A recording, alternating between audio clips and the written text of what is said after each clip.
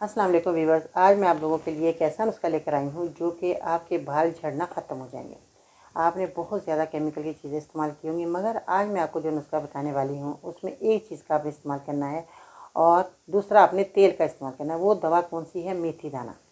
मेथी दाना आपके घर के अंदर मौजूद होगा और होना भी चाहिए, क्योंकि ये बड़ा मुफीद चीज़ है। मेथी दाना आपने सरसों के तेल के अंदर भिगो कर रखना है। सरसों का तेल आपके पास 1 पाव होना चाहिए और मेथी दाना आपके पास 4 चम्मच। अब आपने मेथी दाने को 1 पाव तेल के अंदर भिगो देना है। सारी रात के लिए भिगोएं, सारा दिन के लिए भिगोएं। 2-3 दिन तक आपने मेथी दाने को तेल के अंदर भिगो कर रखना है।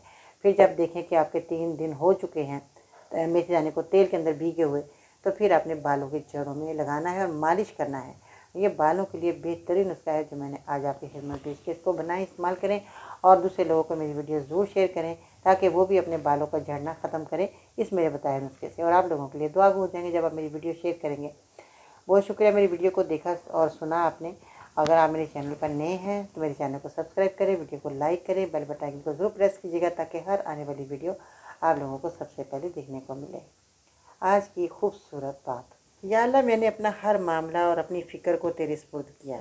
या अल्लाह, मुझे उस चीज़ की खुशखबरी अता कर दे जो दुआ की सूरत में मैंने तेरे बारगाह में पेश की है।